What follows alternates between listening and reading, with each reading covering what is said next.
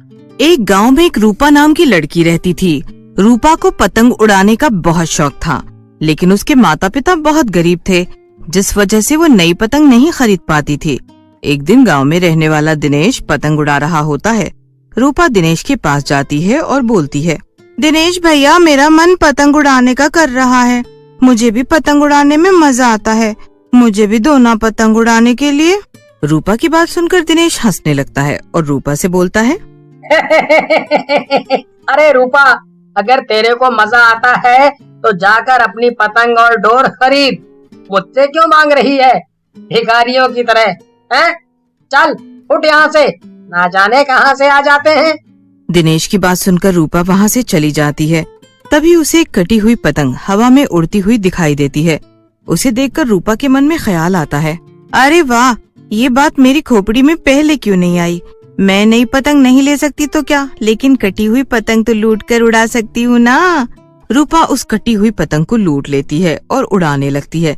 तभी उसे आसमान में दिनेश की पतंग दिखती है, जिसे देखकर वो बोलती है, अच्छा, तो ये पतंग उस दिनेश के बच्चे की है।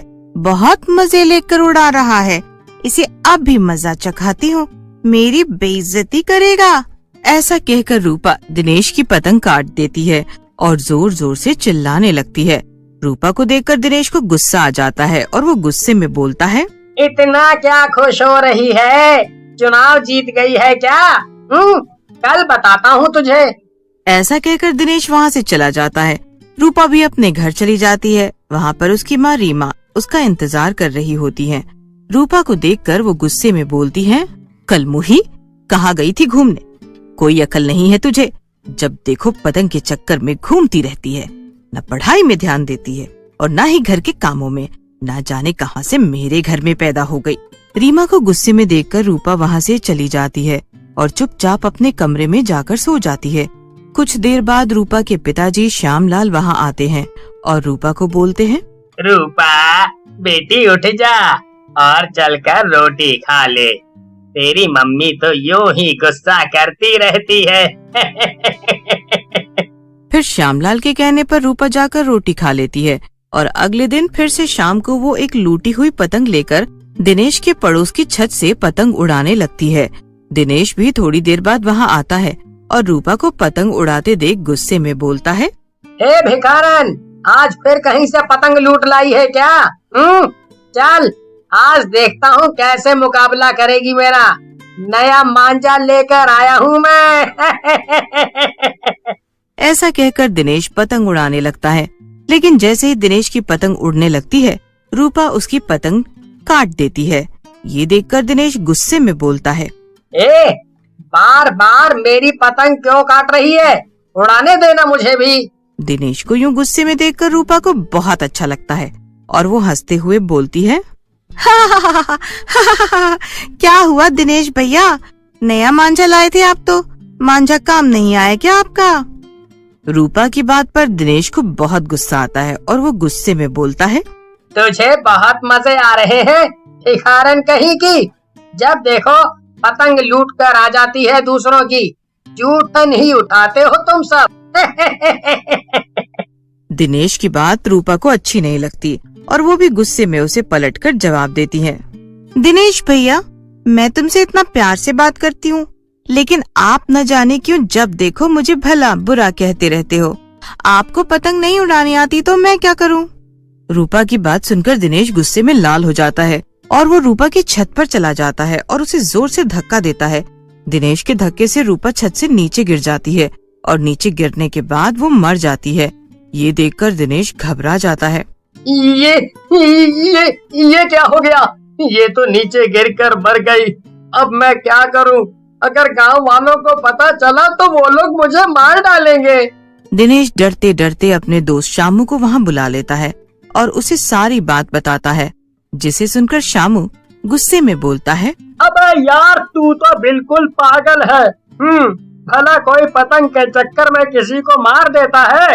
अरे भाई, अब जो होना था वो हो गया। अब इस समस्या से बचा मुझे और ज्यादा ज्ञान। फिर दिनेश और शामू रूपा की लाश को मिलकर जंगल में ले जाकर एक गड्ढे में गाड़ देते हैं और वहाँ अपने अपने घर चले जाते हैं। लेकिन रात में उस गड्ढे में हलचल होने लगती है।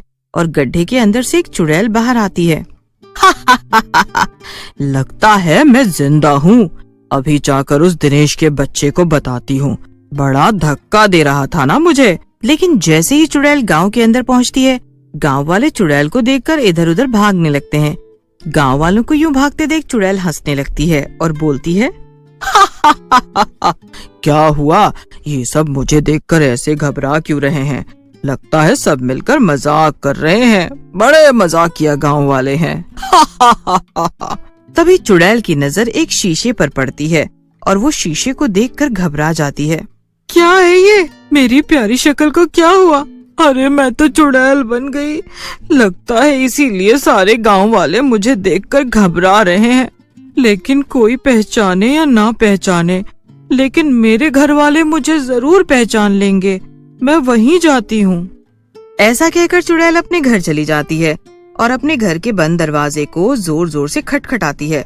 चुड़ैल की माँ रीमा के घर का दरवाजा खोलती है और चुड़ैल को देखते ही दरवाजा बंद कर देती हैं और जोर जोर से चिल्लाती हैं, अजी सुनते हो?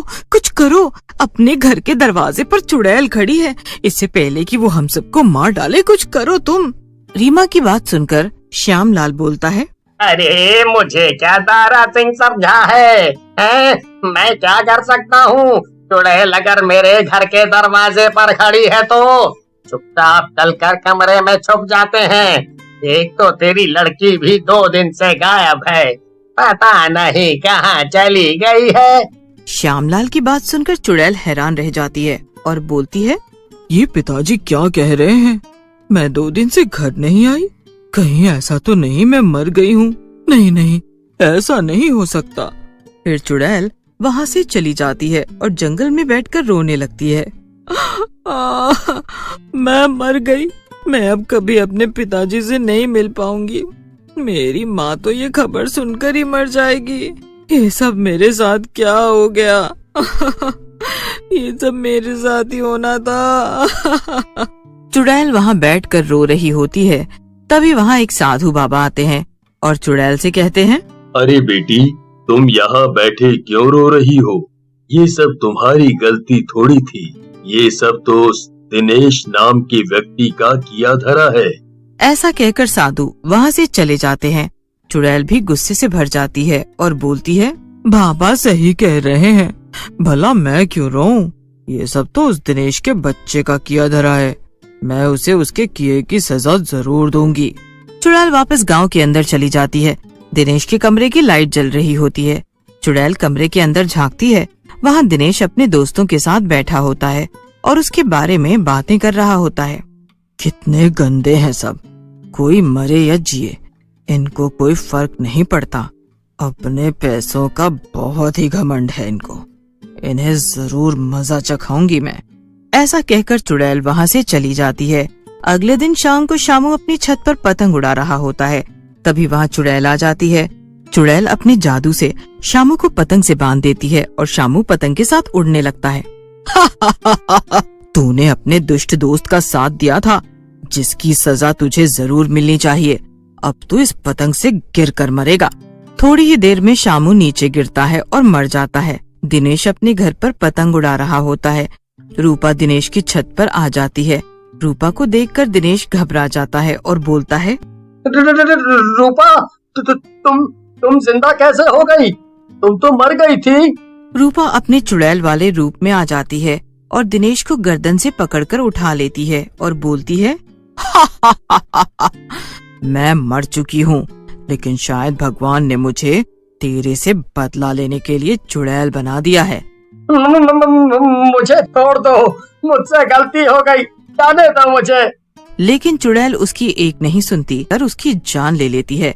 उसी समय शामू की मौत की खबर और चुड़ैल के बारे में सुनकर गांव वालों के साथ रूपा के माँ बाप भी आ जाते हैं और अपने माँ बाप को देखकर चुड़ैल रूपा के रूप में आ जाती है और बोलती है, माँ पापा, मैं मर चुकी हूँ और फिर कभी वापस नहीं आऊंगी। अपना ख्याल रखना। ऐसा कहकर चुड़ैल वहाँ से चली जाती है।